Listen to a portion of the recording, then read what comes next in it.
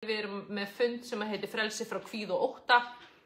Eins og ég sagði áðan, við ætlum að tala um það hvað Guð segir, hvað Biblían segir það hvernig við fáum frelsi frá kvíða og ótta. Og svo ætlum við að gera þjálfun til að þjálfa hugarfarið okkar og síðan ætlum við að hafa bæn og huglaust í lokin. Bara hjartalega velkomin öll, ég heiti Sara Pálsdóttir.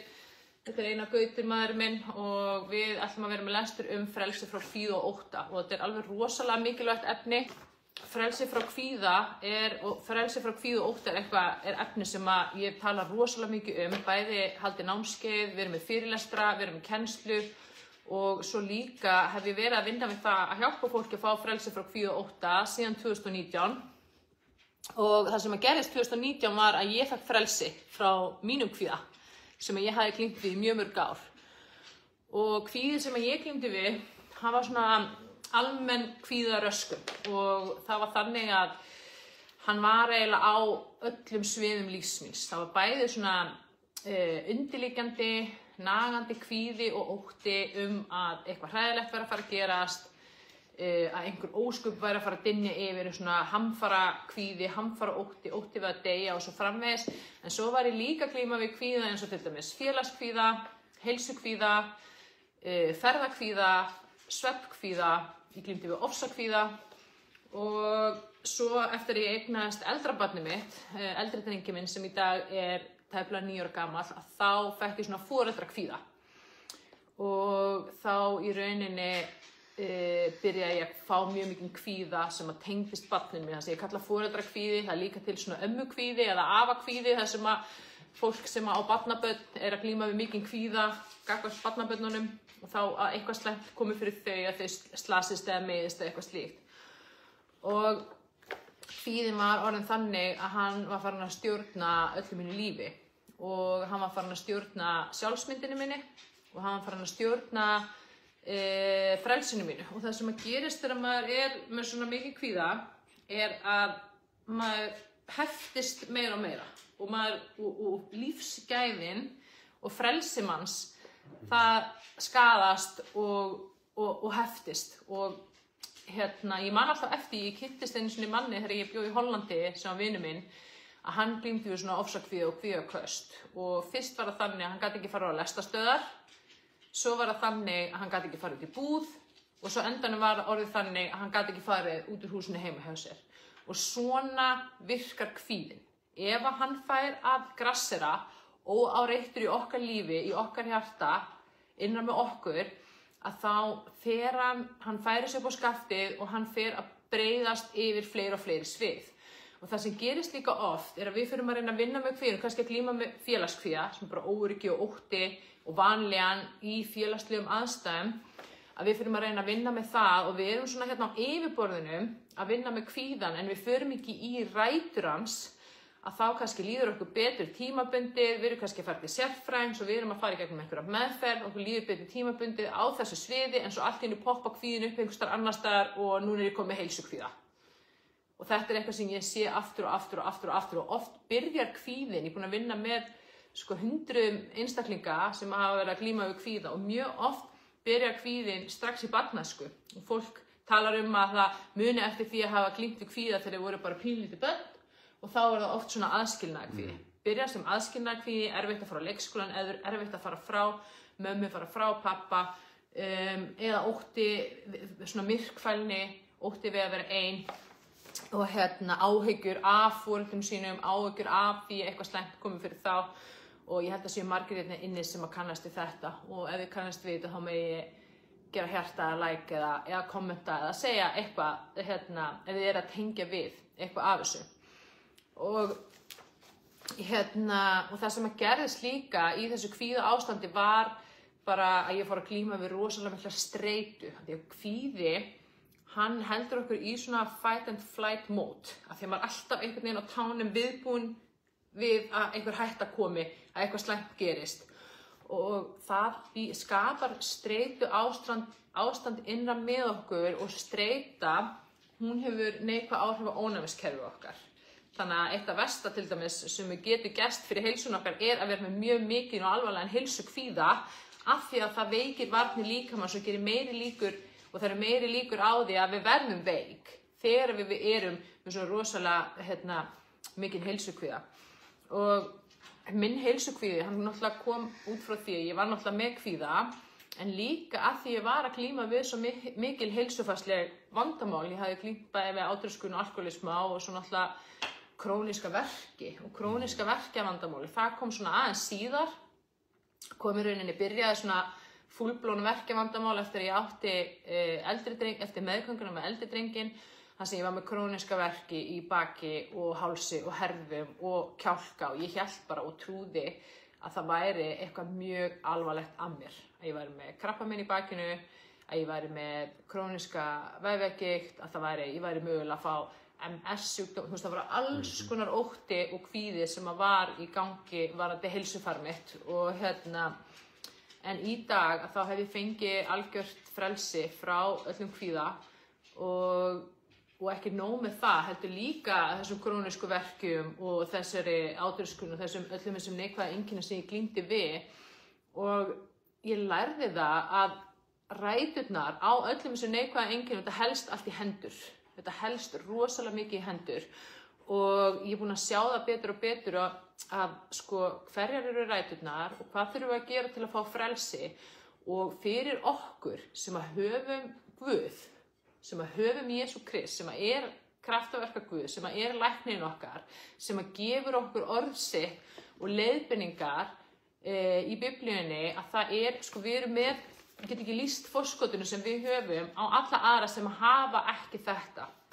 Það sem að gerist í mínu bataferðalagi, ég fer að stunda hugleiðslu með þeim ásetningi að fá bata og þá kemur Jesús til minn í hugleiðslu, ég tek á móti honum og það var í kjölfarið á því sem að hann fer að sýna mér og leiðbeina mér hvað það var sem að var að skapa allan að kvíða innan með mér og þessi veikindi og svo mannlegan og svo fór hann að leiða mig skref fyrir skref hvernig ég fengi frelsi frá þessu. Þannig að Guð gaf mér ekki svona skyndilækningu eins og hann gerir mjög oft og svona kraftaverkalækningu, heldur leiddi hann mig skref fyrir skref og sýndi mér hvernig ég ætti að gera þetta og lét hann gera þetta sjálfa og ástæðan fyrir hann gerði þetta svona með mér var sú að hann var með tilgang og hlutverk fyrir mig til að hjálpa öðrum. Þannig að það þýðir ekki að ykkar reynsla þegar við endilega vera sú hinn sama. Ég trúi því mínu hjarta að Guð vilji koma og mæta ykkur öllum inn í kvöld og lækningu frá öllum óheilbrigðum kvíða og ótta. Og það það sem ég er búin að vera að biðja fyrir og við ætlum svolítið að fara inn í þetta og vænta þess að það sé það sem að gerist. Af því að það sem Guð segir, hann segist vera læknirinn okkar, hann segist vera kraftaverka Guð. Við vitum að hann gerir kraftaverk og við ætlum að vænta þess og biðja það hérna í kvöld. Þannig að mér langar núna bara að tala þess kvíða og ótta og eins og ég hef svo oft talað hérna áður að þá allt orka og kvíði neikvæð orka og það stundum notið aðeins öðruvísi hugtök í Biblíunni, það notið hugtök eins og máttur eða kraftur en það nákvæmlega sama. Kraftur, orka, máttur, þetta í rauninni bara mismunandi hugtök yfir að sama. Og kvíði neikvæð orka og við höfum öll fundið fyrir kvíðanum, bæði þessi óþægilega vonda tilfinning en líka hraður hjartsláttur, þyngslegu bringu, spenna, stífleiki, þrýstingur, stífleiki. Þegar við erum að finna fyrir þessu, þá erum við að finna fyrir neikvæðri orku innan með okkur og það oft kvíði, ótti, hræðsla eða óöryggi, hnútur í maganum til dæmis. Og þá erum við að finna fyrir þessari orku sem innan með okkur. Þannig að kvíði og ótti neikvæð orka og það sem að veldur kvíða, það eru 3 meginrætur sem að valda kvíða. Og fyrsta rótin sú að það sem ég kalla vantrú eða trú. Það sem við trúum sterkasta orkan okkar fyrir utan alltaf andan okkar sem Guð innra með okkur fyrir þau sem að höfum endurfæðst og tekið á móti Jesú. Það sem við trúum skortur á trú. Og ég ætla að koma nánar inn á þetta og eftir og við ætlum að skoða þetta betur. Síðan það hugsanir okkar. Hugsanir okkar, hver einasta hugsun og orka. Og það sem að gerist að allir sem leita til mín sem að glíma við eitthvað af þessum einkennum sem ég er búin að vera að telja þetta upp, þeir eiga allir sameiginlegt að vera með óheilbrigt hugarfar. Og kvíðahugsanir búa til kvíðaorku innra með okkur og fóðra kvíðan. Þannig að það bæði að skapa kvíða og fóðra kvíða innra með okkur þegar við erum að hugsa neikvæða kvíðahugsanir. Og síðan þriðja rótin og það þetta samband sem við eigum bæði við okkur sjálf annars vegar og hins vegar við Guð. Og það eitt sem ég lærði svona síðar í mínu ferðalagi með Guði að fyrst var ég alltaf að horfa bara á sambandi sem ég á sjálfa mig og laga það og lækna það og það mjög mikilvægt að gera það en síðan fór Guð að sýna mér hvað það sem að mótar okkar samband við okkur sjálf og það okkar samband við Guð. Við erum sköpuð í Guðs mynd og það svona grunnrótin af öllu hvernig samband á ég við Guð. Og ef að það ekki heilbrigt og ég að trúa alls konar óheilbrigðu og neikvæðu Guð, jafnvel án þess að hafa hugmynd það, að þá móta það sambandi sem við eigum okkur sjálf. Bara til dæmis ef við trúum því að Guð sé refsandi Guð, að þá allar líkur á því að við séum að refsa sjálfum okkur. Það fylgir mér. Og ef við skoðum þessar 3 rætur og áður fyrr þá kenndi ég mikið áföll eina meginrótin kvíða og áföll geta verið það en bara upp á því marki hvernig við meðhöndlum áföllin. Þannig að það að segja einstaklingur sem hefur lent í mjög miklum áföllum í gegnum tíðina það meiri líkur á því að sá einstaklingur glími við kvíða heldur en einhver einstaklingur sem hefur glímt við færri áföll en það ekki ákvörðunar ástæða eða orsökin. Af því að þú getur líka verið með annan einstakling sem búin að lenda í hellinga áföllum sem ekki með neikvæða. Það fylgir mér. Þannig að það ekki rót, það ekki orsök, heldur það hvernig hefur þessi einstaklingur tekist á við áföllin og viðkomandi búin að fyrirgefa og gera þetta upp og fá þannig frelsi frá þessu eða situr þetta bara allt óuppgert og grassar innan með viðkomandi og að skapa kvíða, verki, vöðvabólgu og brotna sjálfsmynd og svo framvegis. Skilju hvað við? Þannig að áfallasagan sem slík ekki orsök en getur haft gríðarlega mikil áhrif en þarna fer það bara eftir því hvernig við meðhöndlum það og það í rauninni bara hverju trúum við. Trúum við því að fyrirgefning geti losað okkur undan áföllum fortíðar og svo framvegis. Þannig að þetta svolítið það sem við ætlum að fara í dag og mér langar svo til þess að allir hérna inni sem eru hérna inni sem hafa glímt við kvíða að glíma við kvíða eða þekki eitthvað sem að glíma við kvíða og ótta. Hvernig kemur þú fram við þig? Og ég hef talað þetta áður og ég get ekki talað þetta nógu oft af því að ég að taka á móti fólki daglega og það alltaf sama sagan þegar ég spyr þessar spurningar. Þú veist, hvernig samband áttu við þig? Hvernig að koma fram við þig? Að fordæma þig, ásaka þig, rífa þig niður, skamma sjálfa þig, refsa sjálfum þér eða sjálfur þér? Sumir eru búin að hafna sjálfum sér. Það miklu algengara heldur en við höldum að fólk sé að glíma hreinlega við sjálfshatur og eða þá bara að trúa í hjartanu sínu alls konar óheilbrigðu og neikvæðu og vondu sig sjálfan. Ég ekki nóg, ég ómögulegur, ég asnalegur, þú veist, aðrir að dæma mig, ég dæmi sjálfa mig, ekkert sem ég geri rétt, ég röng, ég rangur og svo framvegis og við erum búin að tala þetta og það svo mikilvægt að horfast í augu við þetta, við þurfum að horfast í augu við þetta. Fólk oft á flótta undan sjálfum sér af því að það svo vont og grimmt og hart við sjálft sig. Sumir að hlaða allt og mikilli ábyrgð á sjálfan sig. Ég ber ábyrgð á því hvernig öðrum líður, ég ber ábyrgð á því að allt gangi vel, ég ber ábyrgð á því að öllum líði vel, að enginn meiðist, að ekkert hræðilegt gerist og það að hrúa þessari ábyrgð á sjálfan sig og síðan slíta sér út við að reyna að axla þessa ábyrgð á öllum vígstöðum og þá kemur oft óeðlilega mikil stjórnsemi, afskiptasemi, reyna einhvern veginn að bjarga öllum í kringu sig og það bara þannig að það enginn sem bjargvætturinn okkar nema Jesús Kristur.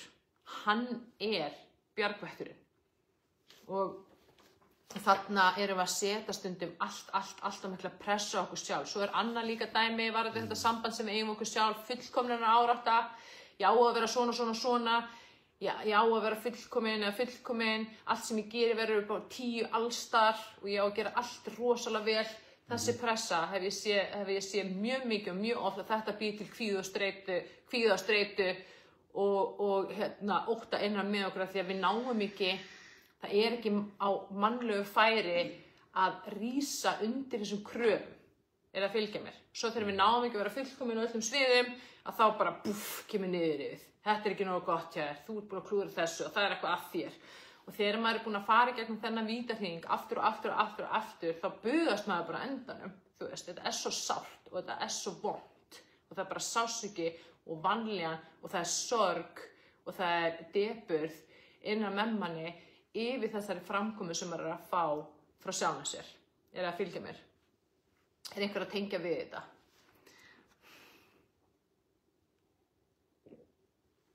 Og það sárt oft og erfitt að horfast í augu við þetta, en það gríðarlega mikilvægt að horfast í augu við þetta, face þetta og segja, ok, ég ætla að fara út úr þessu og ég ætla að hætta þessu. Svo þegar við horfum á okkar samband við okkur sjálf, þá þurfum við líka að horfa á okkar samband við Guð. Hverju trúi ég í hjartanu mínu Guð? Af því að mjög oft, þegar ég fór að skoða þetta innra með mér, og ég bara, ég bara trúði ekki hvað var margt sem ég trúði Guð sem var neikvætt og óheilbrigt og ósatt. Og þarna erum við að tala aftur þessi vers hjarta sem við höfum verið að fara svo mikið í. Við höfum að varðveita hjarta og að hjarta sé svikult í þeim skilningi að oft erum við að skapa eitthvað út úr hjartan okkar sem við höfum ekki hugmynd og viljum ekki af því að við vitum ekki hvað býr í hjartan okkar.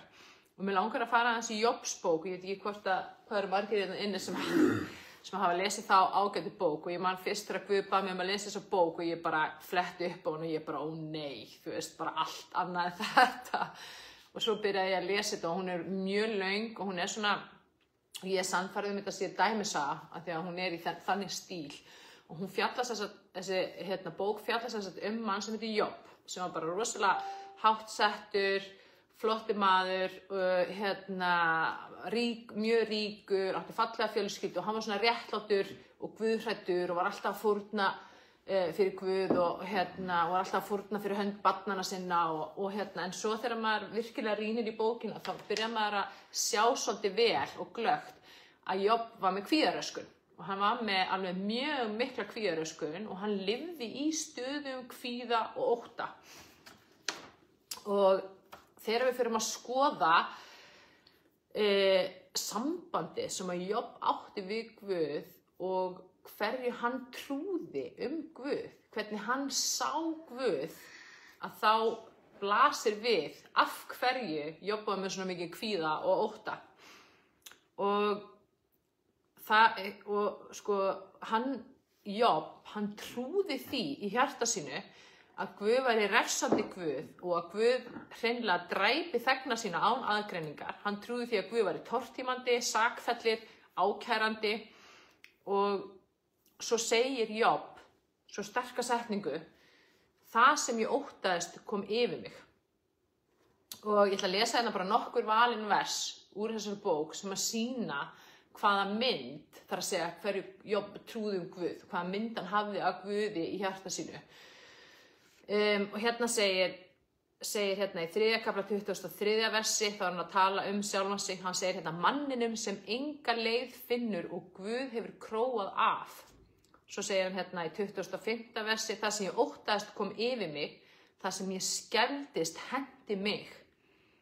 Svo segir hann hérna í 7. kafla 4. versi, já, örvar hins almáttuga sitja í mér, andi minn drekkur eitur þeirra, ógnir Guðs steðja að mér. Hann talar ógnir Guðs, eins og Guð sé rándýr sem að króar hann af og setur í hann eitur örvar.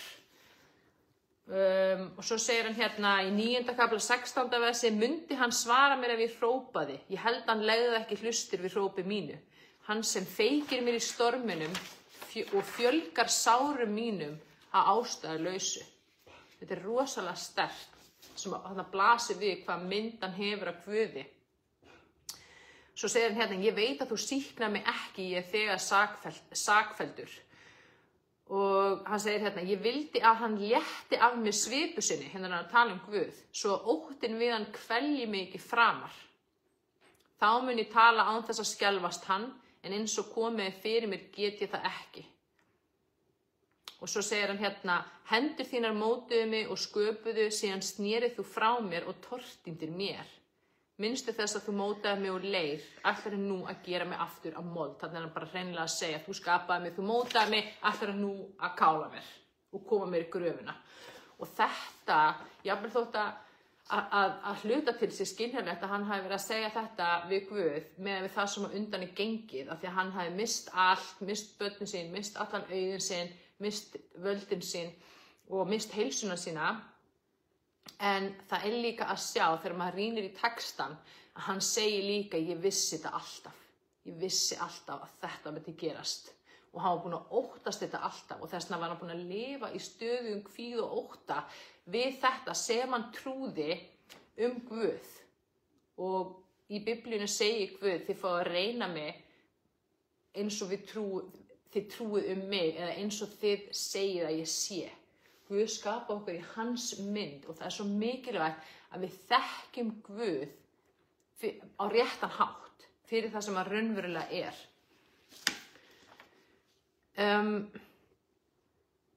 Í 1. Jóhannesarbréfi 4. kafla að þar segir í 15. versu áfram, hver sem játar að Jesús er sonur Guðs, í honum er Guð stöðugur og hann í Guði. Við þekkjum kærleikann sem Guð hefur á okkur og trúum á hann. Og þarna er svo mikilvægt að við þekkjum kærleikann.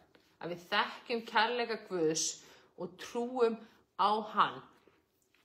Af því að ef við trúum því ekki að Guð elskar okkur skilyrðislaust eins og við erum, þá getum við ekki meðtekið hann að skilyrðislausa kærleika frá honum. Og þá erum við ofta að trúa því jafnvel ranglega að hann hata okkur eða hafna okkur og þá kemur ótti og kvíði. Og það segir hérna, Guð er kærleikur og sá sem er stöðugur í kærleikanum er stöðugur í Guði og Guð stöðugur í honum. Fáum því elska hvert annað og lifa eins og Kristur lifði hér á jörð. Við erum full djörfungar á degi dómsins. Svo segir hérna í 18. vers, þetta er lykilvers þegar kemur að kvíða og ótta. Ótti er ekki í elskunni. Fullkomin elska rekur út óttan, því að óttin býst við hegningu, en sá sem óttast er ekki fullkomin í elskunni. Og þetta er versi að segja nákvæmlega sem ég var að segja, ef við trúum því ekki í hjartan okkar að Guð elski okkur skilyrðislaust og eins og við erum, að þá kemur ótti, af því að sú trú og þessi kærleikur Guðs, hann rekur út ótta. Óttin getur ekki verið innan með okkur þegar við trúum þessu í hjarta okkar. Svo segir hérna 19. vers, við elskum því að Guð elskaði okkur af fyrra bragði. Og þarna er verið að segja, ef við meðtökum ekki elskuna og kærleika frá Guði, þá getum við ekki gefið það áfram til annara. Þú veist, við getum elskað af því að Guð elskar okkur og Guð er elskað, Guð er kærleikur.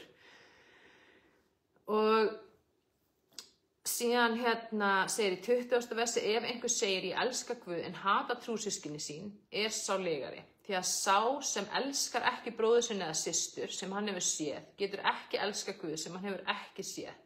Og þetta er aftur verið að segja, við erum að segja, jú, ég elska Guð, ég elska, en svo erum við með hatur gagnvart bræðrum okkar og systurum eða öðru fólki eða sjálfum okkur, þá erum við ekki raunverulega búin að meðtaka skilyrðislausan kærleika Guðs. Af því að annars myndum við ekki geta verið að hatast út í annarkvort okkur sjálf eða með bræður og systur. Og það er grunnurinn, það er samband okkar við Guð sem að mótar samband okkar við okkur sjálf, sem að aftur mótar samband okkar út á við. Þannig að við getum séð vísbendingar svo mikið í umhverfinu okkar og okkar samband og samskiptum við annað fólk, við okkur sjálf, og það er vísbendingar það hverju trúi ég Guð og hvernig samband á ég við hann. Og við ætlum að fara í hugleiðsluna og bænina og eftir, þá ætlum við að setja þessa trú inn í hjart okkar, inn í djúp hjartans og meðtaka þetta algjörlega og fyllilega. Þannig endilega staldrið við. Ég þarf að hafa eitthvað vatn í höstum. Trú og vantrú. Þetta er stærsta og mesta rótin, af því að í raunin er það þannig, það sem við trúum Guð, móta samband okkar við Guð. Trúum við því að eitthvað hræðilegt sé að fara að gerast? hvaða orka, kraftur skapast innan með okkur þegar við trúum þessu í hjartanu. Vörn, flótti, kvíði, ótti, óöryggi, skelfing og svo framvegis. Af því að við trúum þessu í hjartanu okkar. Trúir því í hjartanu að þú sért kvíðasjúklingur eða þú sért veik eða veikur. Aftur getur þessi trú skapað kvíða og ótta og veikinda orku innan með okkur. Trúir því að allir séu á eftir þér, að það sé alltaf verið að ráðast á þig, að þú sért alltaf í vörn. Trúir því að Guð hafi yfirgefið þig, að Guð sé að refsa þér, að þú sért rangur eða röng, sekur eða sek, óréttlát eða óréttlátur. Eða því að Guð elski ekki skilyrðislaust eins og ert. Allt þetta er dæmi vantrú eða skortatrú eða rangatrú sem að getur skapað innan með okkur kvíða og ótta og óöryggi. Og hérna ætla ég að vísa í orðskviði 4. kafla 23. vers að varðveita hjarta okkar framar öllu öðru því að þar eru uppsprettur lífsins og það sem við trúum situr í hjartanu. Og þaðan koma hugsanir okkar og orð okkar. Og hérna ætla ég að fara aðeins betur í þessi dæmi. Ef ég trúi því að Guð elski mig ekki skilyrðislaust, þá get ég ekki elska mig skilyrðislaust. Og þá koma hugsanir og trú eins og til dæmis, ég er ekki nóg góð. Af því ef ég væri nóg góð, þá myndi Guð elska mig skilyrðislaust. Ég er ekki verður og svo framvegis. Þetta er bara svona djúp hóla sem maður sekkur oní þegar maður fer inn í þessa vantrú eða þessa röngu trú gagnvart Guði. Guð hefur yfirgefið mig. Þetta er bara mjög algeng vantrú og það út frá því kemur ótti við að vera yfirgefin til dæmis. Ótti við að enda aleinn uppi. Ótti við að allir fari frá manni og svo framvegis. Og eins líka vantrú gagnvart valdi Guðs. Guð hefur vald yfir öllu og það er ekkert sem getur gerst nema að hann leyfi að gerast.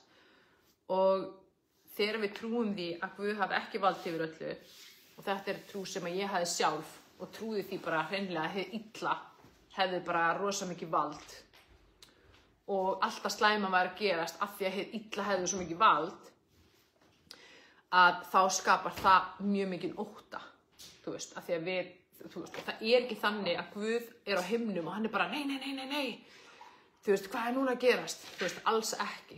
Hann hefur vald yfir öll, hann hefur yfirsýn yfir allt. Og það er ekkert sem getur gerst nema að hann leyfi að gerast og þá er ástæða fyrir því og við höfum talað um það þegar við fórum í frelsi frá áföllum fyrirlesturinn. Og það er mjög mikilvægt að trúa þessu hjartana því að það fái frið og stillingu og ró og traust inn í hjarta okkar. Þú veist, Guð er með þetta og það útrýmir þessu panikki og þessu kvíð og ótta sem getur annars komið upp.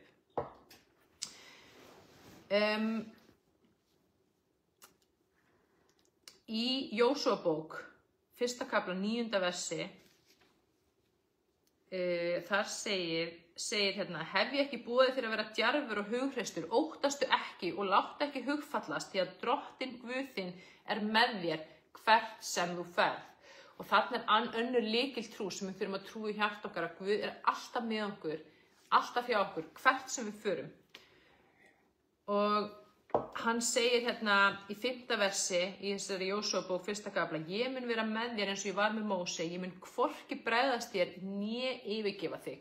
Og það er svo magnað með Guð að hann getur allt, af því að hann er Guð og hann er almáttur, en það er samt eitt sem hann getur ekki gert og það er að ljúga. Hann getur ekki logið, af því að Guð er sannleikur. Guð er sannleikurinn.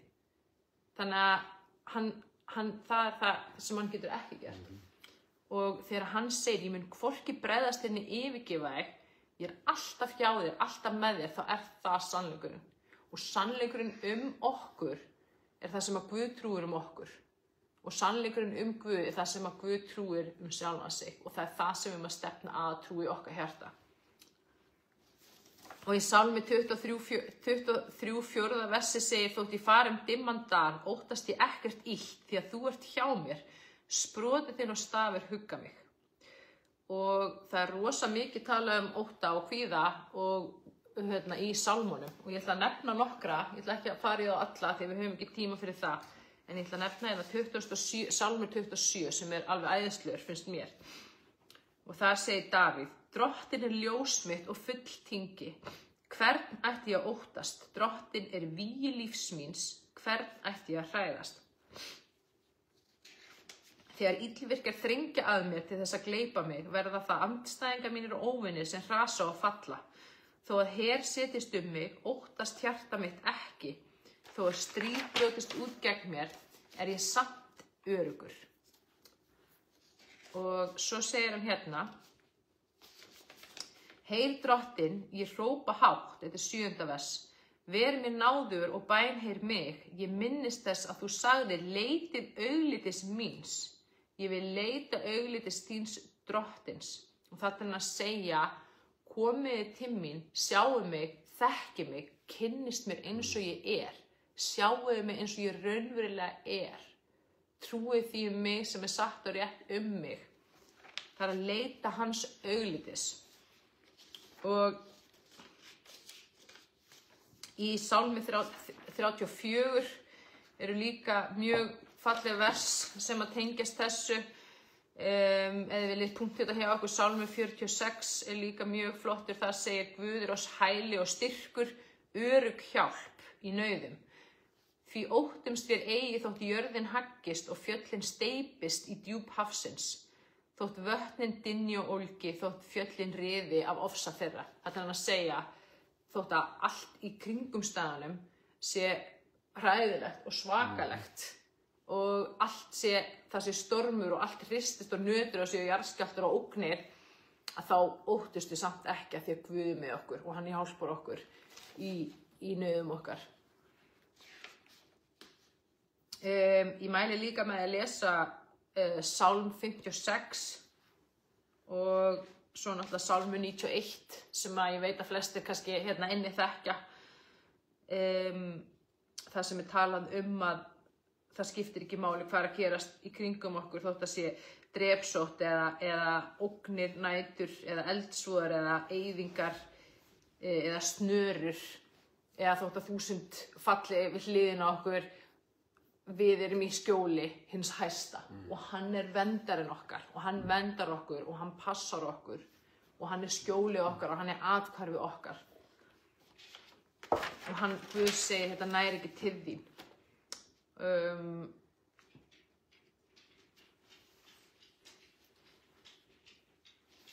Síðan líka mjög góður sálmur sem að tengist þessu og ég mæli mig að lesa þessa sálma ef eitthvað líður illa, ef þeir eru upplifa ótta eða óöryggi eða kvíða, að bara lesa þessa sálma. Það er Sálmur 107. Þar talar að Guð bjargar okkur úr þrengingum okkar og leiðir okkur út úr sorta og svartnætti og slítir sundur fjötran okkar. Og síðan í Jesaja 41, 10 og 13 þar segir: óttast eigi því að ég með þér. Vertu ekki hræddur því að ég þinn Guð. Ég styrki þig, ég hjálpa þér, ég styð þig með sigrandi hendi minni. Og Guð segir hérna: óttast eigi, ég bjargar. Guð bjargar okkur. Guð bjargar okkur. Og síðan mjög flottu vers í Mattheus 7. kafla, 25. og 7. versi þar sem Jesús að segja: ekki vera áhyggjufull líf ykkar. Ekki hafa áhyggjur af því að hvort við getum keypt okkur föt eða hverju við eigum að klæðast eða hvort við eigum nóg fyrir mat eða hvort við eigum þak yfir höfuð. Og hann bendir á fuglana og segir: sjáðu þessa litla fugla, þið eru svo miklu dýrmætar og verðmætari en samt Guð að sjá fyrir fuglunum og þeir hafi nóg. Og svo segir hann hérna í 30. versi: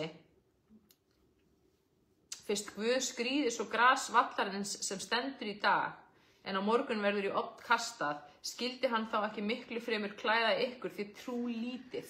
Og þarna er hann að tala áhyggjur og kvíða og ótta og hann er að segja: ekki hafa svona litla trú á Guð að hann mun ekki sjá fyrir ykkur og skaffa ykkur og venda ykkur. Og það er sama sem að Jesús segir í Mattheus 8, 23 þegar hann með lærisveinunum í bátnum og það kemur hann alveg þvílíkur stormur og lærisveinunir og Jesús bara sefur í bátnum og lærisveinunir fara að segja meistarmestari, við erum að deyja, gerðu eitthvað. Og þá segir hann, hví eru þið hræddir þið trúlitlir? Síðan reis hann upp, hastaði á vindinn og vatnið og það var stillilogn. Þú veist, hann að sýna, sjáu þið valdið og máttinn sem ég hef. Með að smetla fingrum getur hann umbreytt allri veröldinni á 1 sekúndu, þú veist.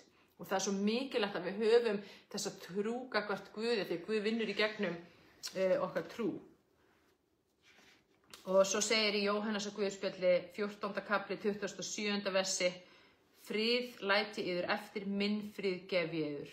Hjarta yðar skelfist ekki né hræðist. Hann er alltaf að segja saman, ekki hræðast, ekki óttast, ekki skelfast, ég er með þér, ég er hjá þér, ég hef þig.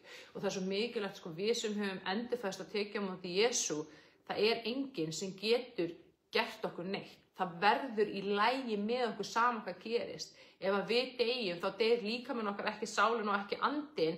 Jesús kemur og sækir okkur og fer með okkur inn í himnaríki, það sem er eilífi friður og eilíf hamingja og eilíf gleði og miklu betri veröld heldur en í rauninni, þú veist, þessi heimur sem við lifum í núna er að fylgja mér. Þú veist, við þurfum ekki að óttast dauðan, Jesús sigraði dauðan. En á sama skapi, til þess að öðlast þennan frið, þá þurfum við að trúa þessu líka í hjarta okkar. Og það að við vitum þetta er ekki endilega sama og að trúa í hjartanu. Það er svo gott að taka svona vers og segja bara, ég tek ákvörðun frá hjartanum að trúa þessu. Og ég set þessi vers inn í hjarta mitt. Ég trúi því í hjarta mínu að þú hafir unnið sigur yfir öll illu. Ég trúi því í hjarta mínu að þú sért með vald yfir öll. Ég trúi því í hjarta mínu að þú sért alltaf hjá mér, alltaf með mér. Af því að það er fullt af fólki að núti sem að trúir því í hjartanu að Guð yfirgefi það að fara frá því, að sé ekki hjá því, að sé ekki með því.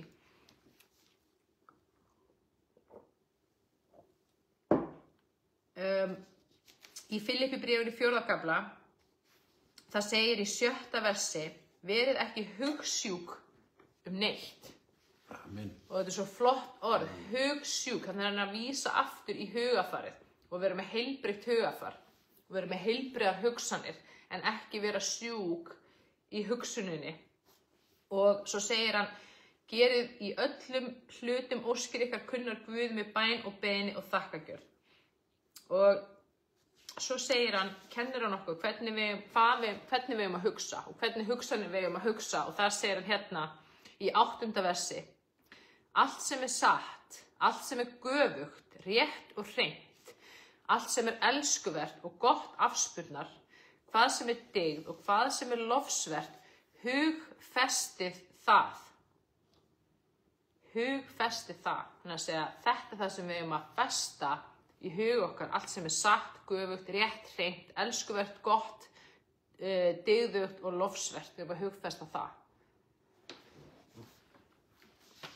Og í Tímóteus, í öðrum Tímóteus, 1. kafla 7. versi segir, því að ekki gaf Guð okkur anda hugleysis heldur anda máttar og kærleiks og stillingar. Amen. Og mér langar að gera með ykkur eina æfingu núna því að í Rómverjabréfinu 12. kafla segir Guð okkur hvernig breytist við. Hvernig breytum við okkur? Við vinnum saman með Guð á þessu og það segir að við umbreytumst með nýju hugafari. Af því að hugsanir okkar eru kraftur sem móta okkur og við erum orkuverur og við erum stöðugt að framlega kraft og orku innan með okkur. Guð gaf okkur vald og mátt og ef við viljum breytast þá þurfum við að breyta hugsunni. Það er fyrsta skrefið og það sem við hugsum aftur og aftur og aftur og aftur það fer inn í hjartað og við fyrir að trúa því. Það er að fylgja mér. Og það segir að við eigum að hertaka hverja hugsun til hlýðni við Krist og það eru einmitt þetta sem ég var að nefna áðan. Hugsanir okkar eiga að vera fullar af ljósi, fyrirgefningu, friði, frelsi, kærleika, elsku, samkennd, mýkt, mildi, umburðarlyndi, trú, trausti, gleði, hugrekki, von, heilbrigði og svo framvegis. Þetta er orka sem við viljum framlega innan með okkur. Og þegar við finnum fyrir kvíðanum eða óttanum þá er svo mikilvægt að okkar fyrstu viðbrögð sé að fyrirgefa. Afhenda þetta til hans, hann sagði varpið öllum áhyggjum ykkar á mig og velja nýjar hugsanir. Af því að ef þið byrja að taka eftir í hvert einasta skipti sem þið finnir fyrir kvíða og ótta, þá eru einhverjar kvíða og ótta hugsanir sem eru að skapa það eða fylgja kvíðunum og óttanum. Eitthvað hræðilegt er að fara að gerast, ég er að fara að deyja, ég lendi slysi, ég er að veikjast. Sem að koma út frá vantrú eða skorti á trú. Og eða neikvæðu sjálfsniðri við sjálfsásökunum, sjálfsfordæmingu, sjálfssvipu, grimmd, miskunnarleysi. Það þarf að fara út af því að það er fóður fyrir kvíðan. Og það er mjög mikilvægt að ekki óttast kvíðan. Ekki óttast kvíðan. Ég veit að þetta er viðbjóðsleg tilfinning. Ég vaknaði stundum þegar ég var með ofsakveið. Ég vaknaði á nóttinni með ofsakveið, í ofsakveiðakasti. Og ég þurfti að hringja á hjúkruvaktina til að róa mig niður bara til að tala við eitthvað. Og þú veist, og hugsanir sem að koma með þessum kvíða er oft ég að deyja, ég er að fá hjartaáfall, ég er að fá taugaáfall. Þú veist, þær eru mjög svartar og það er svo mikilvægt ekki trúa kvíðanum, hann er lygari. Og við fyrirgefum, við afhendum inn í ljósið og við tölum og leitum drottins og við setjum nýja hugsun. Og það er þetta lögmál Guðs að sigra illt með góðu. Að því leið og þið eru með kvíða, eða finnir fyrir kvíða og þið byrjið að fara að dæma ykkur, brjóta ykkur niður, ásaka ykkur eða óttast kvíðan, þá er þið í rauninni bara að fóðra kvíðan með að senda neikvæða orku inn í hann og þá stækkar hann, er að fylgja mér. Þannig að það eru ekki viðbrögðin sem við viljum hafa. Viðbrögðin eru alltaf fyrirgefning af því að það tekur bara kraftin úr kvíðanum, afhendinni ljósið og síðan velja hugsanir sem eru kærleikur, ljós, friður, öryggi, fullvissa, það sem ég kalla jákvæða sjálfsuppbyggingu eða krafthugsanir. Og mér langar að taka hérna dæmi, munið hvað Jesús sagði þegar Lazarus var dáinn. Jesús sagði aldrei að hann væri dáinn, Jesús sagði hann er ekki dáinn, hann er sofandi. Hann var búinn að vera dauður í einhverja 4 sólarhringa og þá búið að, þú veist, vefja hann inn í eitthvað, líkklæði og hann var búinn að vera lokaður inn í helli og Jesús sagði hann er ekki dáinn, hann er sofandi. Og hvað eigum við að segja þegar við erum að finna fyrir kvíða, streitu, ótta, hræðslu, óöryggi? Ekki, ég er svo kvíðin, ég er að drepast úr kvíða og mér líður svo illa, þetta er svo hræðilegt, þetta er svo slæmt, ég er svo stressuð, ég er að stressast upp. Þá erum við að fóðra kvíðan og fóðra stressið og hann bara tekur yfir. Við segjum, ég er rólegur, ég er yfirveguð, mér líður vel, Kristur er með mér og hann er hjá mér alla daga, alltaf. Eða þá, við förum í jákvæðu sjálfsuppbygginguna sem er bara, ég er sterk, ég er sterkur, mér líður vel í einn skinni, ég er heilbrigð, ég er frjáls, ég er miklu sterkari heldur en nokkuð kvíði, það er ég sem hef valdið yfir kvíðunum, ekki öfugt og það er raunverulega þannig. Við höfum valdið yfir okkar orku, okkar krafti, Guð gaf okkur þetta vald, það segir í Biblíunni á mörgum stöðum, það segir í Mósebók að Guð gaf okkur vald yfir öll á jörðinni. Og Jesús vann þennan sigur. Jesús er búinn að sigra kvíðan. Jesús er búinn að sigra óttann og allt myrkur og við höfum vald. Við getum hastað á hennan kvíða en ef við óttumst hann, þá gefum við honum vald yfir okkur. Af því að allt sem við óttumst hefur vald yfir okkur. Er að fylgja mér. Þannig að þetta snýst ekki að vera einhverja sjálfsblekkingu. Þetta snýst að skapa það sem við viljum skapa og ekki fóðra það sem við viljum ekki vera að fóðra. Og lykilstefið í Biblíunni er það sem við trúum í hjarta okkar. Það er það sem við hugsum. Út úr hjartanu kemur lífið okkar og hugsanir okkar og orðin okkar. Og það með þessum krafti mótum við líf okkar, líðan okkar, tilfinningar okkar eru líka orka. Og við erum að móta tilfinningar okkar með því sem við trúum og hugsum dagsdaglega og heilsun okkar líka. Og við getum ekki risið ofar heldur en það sem við trúum Guð og okkur sjálft. Og allt niðurir og neikvæðni heldur okkur föstum í einhverju myrkri sem við viljum ekki vera í. Og fyrir utan það særir Guð þegar við erum að berja okkur sjálf og brjóta okkur niður af því að við erum hans börn og hann elskar okkur. Hann elskar okkur svo mikið að við getum ekki einu sinni bara gert okkur í hugalund hversu stór og mikil hans ást og elska til okkar er.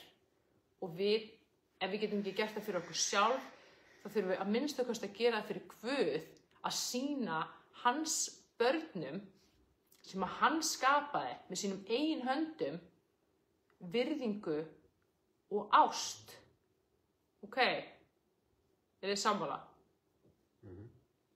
Amen. Amen. Ok, við erum að gera eina mjög stutta æfingu sem að heitir jákvæð sjálfsuppbygging, það er að segja krafthugsanir. Og mér langar til að biðja ykkur að skrifa niður. Við ætlum að búa til eina svona litla mönturu sem við ætlum að nota. Ég er heilbrigð, ég er heilbrigður. Já. Ég er rólegur. Ég er yfirvegaður. Ég skal skrifa þetta í chati líka. Ég sé að hér ykkur búin að vera að kommenta. Já, frábært að heyra þetta. Birna segir, mér finnst ég líka að verða nokkuð sterk. Ég er búin að vinna mikið í því og er enn að. Og hérna gerir ykkur, kommentar ykkur hjarta. Einmitt, mjög gott. Svenni er með alls konar hugleiðingar hérna. Hann trúir því að þessi óttalaus og hafi ótrúlega sterka trú á Guð. Að hann elskar mig og ég elska hann. Og hann hefur hreinsað til í lífinu sínu. Já. Hann er búin að fyrirgefa. Hann trúir því að öllu hjarta Guð sé með sér. Og að hann sé að hjálpa honum og sigrast á sjúkdómi sem konan hans er að klíma við. Já, þetta er frábæra krafthugsanir. Þetta er alveg, ég hef verið að lesa hérna, ég tekist á við hræðilega myrkan dal við trúnni og vitundum að Guð er alltaf með mér, þess vegna er ég kvíðalaus. Þetta er mjög góða krafthugsanir. Þetta er alveg svona, mjög svona guðlegar krafthugsanir sem er rosalega gott að hugsa aftur og aftur og aftur þegar við finnum að kvíðin er að reyna að ráðast á okkur. Kvíði er neikvæð orka, það ræðst á okkur, hugsanir okkar, á tilfinningar okkar og það er sem sagt orkan okkar og þess vegna lærum við að stýra orkan okkar með að stýra hugsunum okkar og það gerum við með því að stýra, já, með því að sem sagt velja heilbrigðar hugsanir. Ég er heilbrigð, ég er heilbrigður. Ég er heilbrigð, heilbrigður. Ég er sterkur. Ég er rólegur. Ég er yfirvegaður. Og þegar við gerum þessa æfingu þá skrifum við alltaf ég er fyrir framan hvert og eitt. Munið Guð sagði ég er. Ég er, hann er. Og þegar við segjum ég er sterk, ég er heilbrigð, ég er róleg, þá erum við að virkja þennan parti innan með okkur sem að er sjálfur Guð almáttugur sem er andinn í okkur, er að fylgja mér. Og þá erum við að lifa í andanum og það er það sem að stækkar og vex. Og sá partur er allt þetta. Sá partur er fæddur af Guði og í honum er ekkert myrkur. Og okkar þjálfun snýst svolítið að lifa í andanum og leyfa hinu svolítið að fara meira og meira, draga sig meira í hlé. Það er að segja lifa í andanum okkar. Ég er róleg, ég er yfirvegaður, ég er frjáls. Ég er frjáls, mér líður vel í eigin skinni.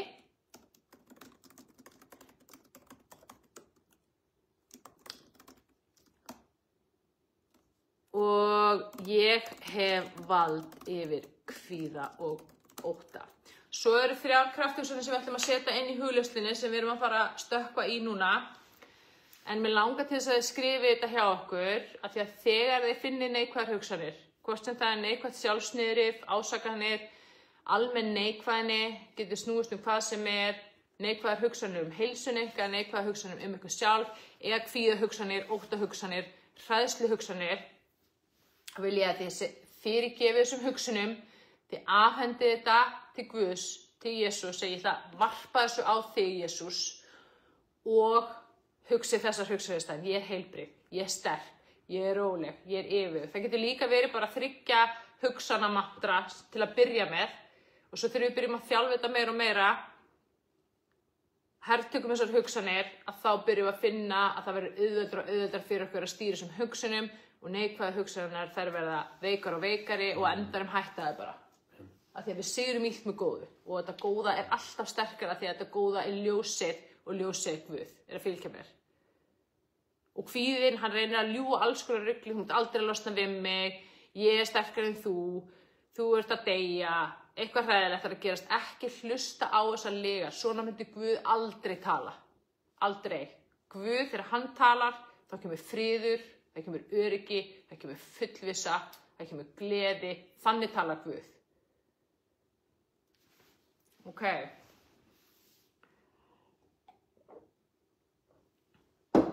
Hérna er ein mjög sterk.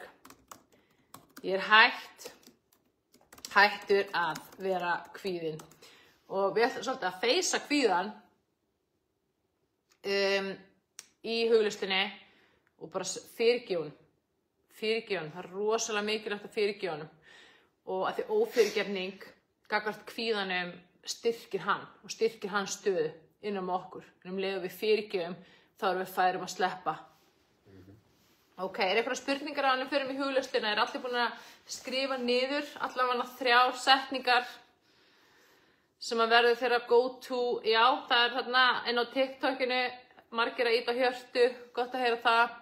En þið á Facebook live-inu, þið búin að skrifa niður allavega 3 setningar sem þið ætlaði að grípa í þegar þið finnið þessar neikvæðu hugsanir poppa upp. Fyrirgefa, afhenda í ljósið. Þessar neikvæða hugsanir og neikvæða orka, þegar við afhendum inn í ljósið sem er Guð, þá eyðast þær bara. Af því að í ljósinu er ekkert myrkur. Það er að fylgja mér. Og Guð tekur þetta bara frá okkur. Ok, æðislegt. Er einhver sem er enn að skrifa, klukkan er nefnilega 9:55 og við ætlum að fara í huglistina. Við förum svona 5 mínútur yfir cirka. Við ætlum að taka 10 mínútur í huglistina. Þannig að endilega klárum hana saman þráttur ef við förum nokkra mínútur yfir tímana þegar það er svo mikilvægt að gefa Guði leyfi og rúm til þess að lækna okkur af kvíðunum og vinna inn í hjartan okkar og hugsunum okkar. Ok. Mjög gott. Ég get líka sett þessar krafthugsanir inn í grúppuna eftir fundin. Heyrðu, þá megum við bara koma okkur þægilega fyrir. Og mér finnst alltaf best að sitja í sófa, sumir vilja liggja og það er allt í lagi líka. Og það meira segja allt í lagi þótt að maður sofni af því að þetta fer samt einhvern veginn inn. Það er alveg magnað, sko. Og ég mun síðan pósta þessari hugleiðslu, bæði lestrinum en líka hugleiðslunni sér inn í grúppuna, þannig að þið geti fengið aðgang að henni síðan meir og hlusta á hana þar. Þannig að endilega hlusta aftur og aftur til að gefa, eiga hennan tíma með Guð og gefa honum tækifæri til að vinna. Ok. Þegar þú ert tilbúin, þá máttu bara koma þér þægilega fyrir. Þú dregur djúpt inn andan. Og þegar þú blæst frá, þá finnurðu að þú ert þegar búin að loka augunum. Og þú ert þegar komin inn í djúpa þægilega, himneska slökun, afslöpun og ró. Og í Jesú nafni, þá legg ég þessa hugleiðslu og þessa bæn í þínar hendur, Drottinn. Og ég þakka þér fyrir að það er þú sem talar í gegnum mig, það er þú sem ert búin að ákveða nákvæmlega hvernig þessi bæn á að vera. Þú ert búin að ákveða nákvæmlega það sem á að gerast í þessari hugleiðslu og ég þakka þér fyrir að það er andi lækningar hér yfir, að það er andi kraftaverka og það er andi undra og frelsis. Og að við sem erum hérna hjá þér í kvöld, Drottinn, við væntum þess að læknast. Við trúum því í hjarta okkar að þú ert læknirinn okkar, að þú ert kraftaverka Guð. Og það er eftirvænting og tilhlökkun innra með okkur að taka á móti þínu kraftaverki hérna í kvöld, Drottinn, í Jesú nafni.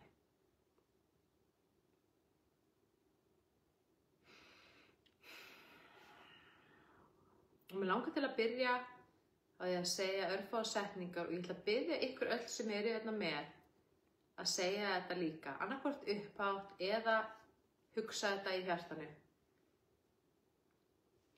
Kæri Jesús, Kæri Jesús, ég trúi því að þú sért Guð. ég trúi því að þú sért Guð.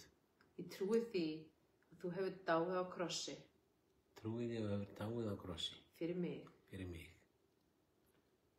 Takk fyrir að fyrirgefa fortíð minni. Takk fyrir að fyrirgefa fortíð minni. Takk fyrir að endurfæða anda minn. Takk fyrir að endurfæða anda minn. Takk fyrir að ég er þitt barn Takk fyrir að ég er þitt barn í þínu ríki, í þínu ríki, í þínu ljósi í þínu ljósi, alla eilífð. alla eilífð. Amen. Amen. Ég ætla að biðja að hafa lokuð augun og við ætlum að leita auglítis drottins. Ég leita þíns auglítis drottin. Þú byrjar að sjá fyrir þér ímyndaðir svona skert og bjart skínandi ljós. Og þetta er ljósið sem að kemur frá Guði. Ég ætla að biðja að sjá sjálfa þig fyrir þér í huganum.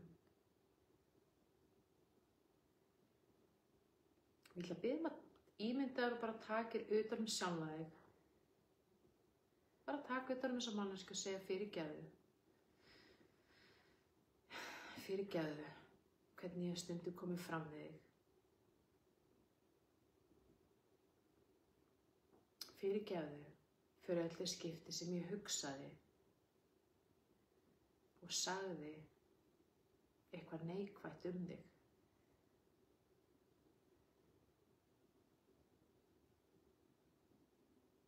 Ég fyrirgef þér og ég fyrirgef þessu. Ég elska þig eins og ert og skilyrðislaust. Ég hef trúað þér og ég treysti þér.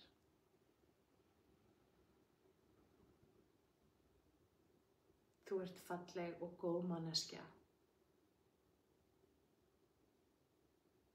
Þú ert dýrmæt manneskja.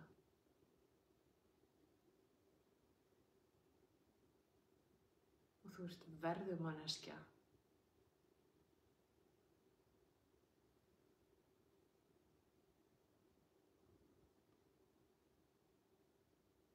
Ég er sátt við þig, ég er sáttur við þig. Og ég er ánægð með þig. Ég er ánægð með þig eins og ert. Síðan ætla ég biðja að sjá fyrir þetta stórkostlega skæra ljós. Ég ætla að biðja að ímyndar og takir þessa mannesku sem er þú sjálf og lyftir henni upp og segir við Guð. Guð, ég stend fyrir augliti þínu og ég afhendi þér sjálfa mig. Ég afhendi þér hjarta mitt. Ég afhendi þér líkamann minn. Ég afhendi þér sálina mína. Alla mínar hugsanir. Alla mína tilfinningar. Alla mína parta. Ég ætla að biðja að ímynda þér þú bara afhendir þetta allt inn í ljós Guðs. Og þú segir bara Guð, taktu við mér eins og ég er. Fylltu mig af þínu undursamlega ljósi. Og ég þakka þér fyrir að þú læknar mig. Þú hreinsar mig. Að þú vinnur í mér það verk sem þú vilt vinna í mér núna.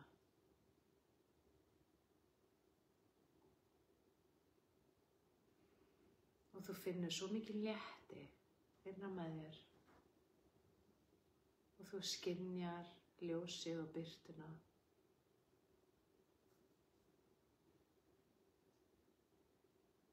Ég tek ákvörðun frá hjartanu að lifa í þínu ljósi, Guð. Þar sem er ekkert myrkur.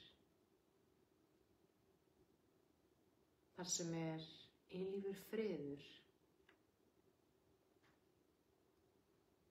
og fullkomin elska.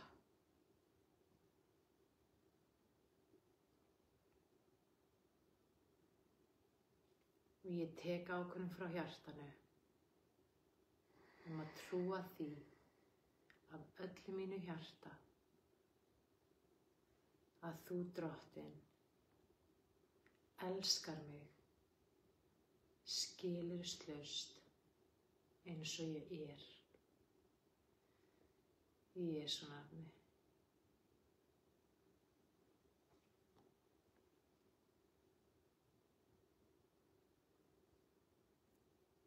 Af því að þú, Drottinn, ert elskar mín og kærleikurinn minn.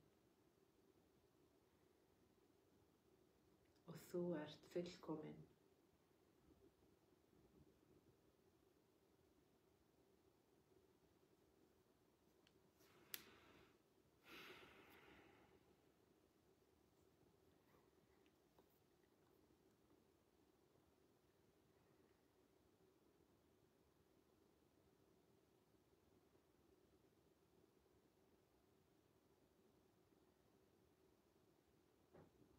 Þú, Drottinn, ert skjólið mitt, athvarfið mitt og verndin mín.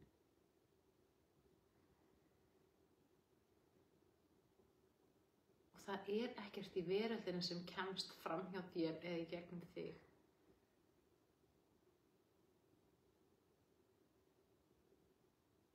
Og ég tek ákvörðun frá hjartanu að trúa því að ég sé örugg, alltaf, öruggur, alltaf.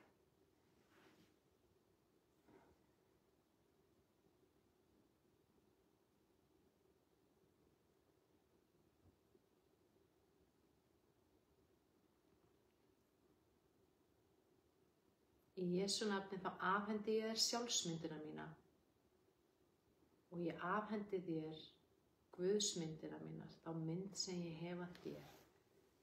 Allt sem ég trúi þig, Guð. Í Jesú nafni þá afhendi ég þetta til þín. Og ég bið að hreinsa þetta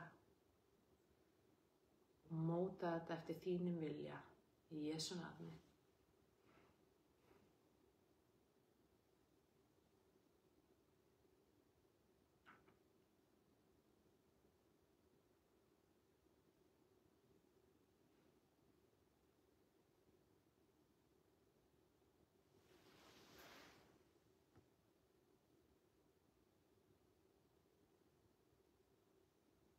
Ég tek ákvörðun frá hjartanu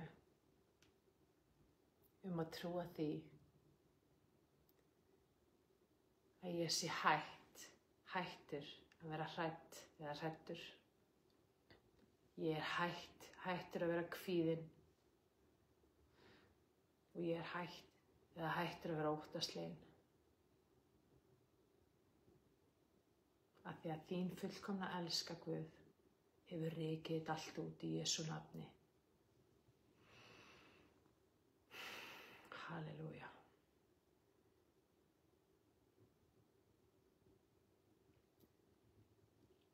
Og ég þakka þér fyrir, Guð, að þú tekur öll þessi vers sem við vorum að lesa saman áðan. Og ég bið að setja þetta inn í hjarta mitt núna, setja orð þitt inn í hjarta mitt núna.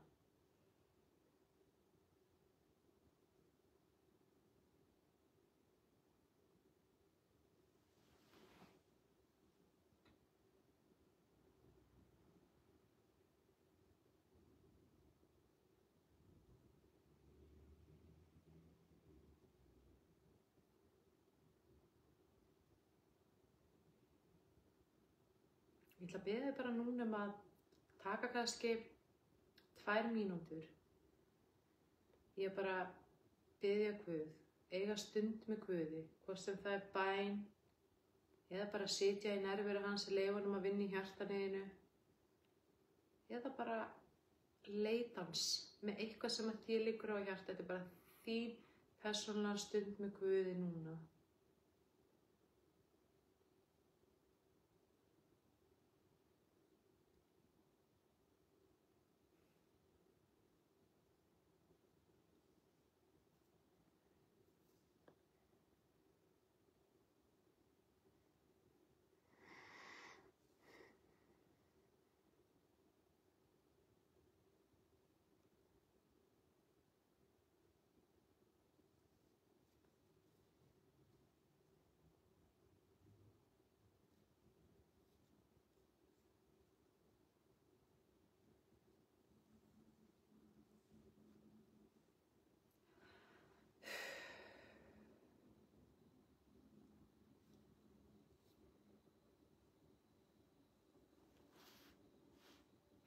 Og það er svo gott að finna léttin innan með sér þegar Guð er að vinna.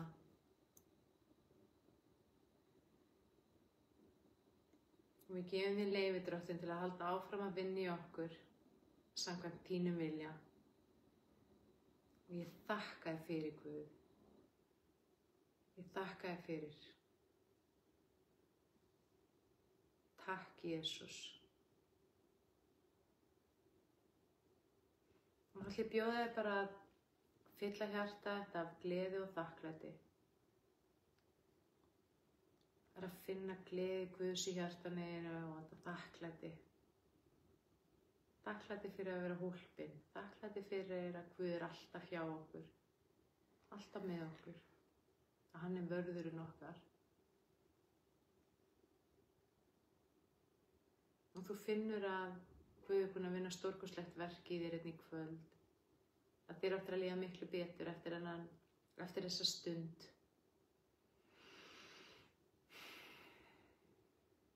Og þú dregur djúpt inn andan.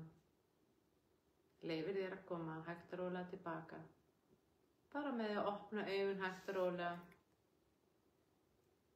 Og þegar þú opnar augun finnurðu að þú ert komin tilbaka. Og líður stórkostlega vel, mjög vel.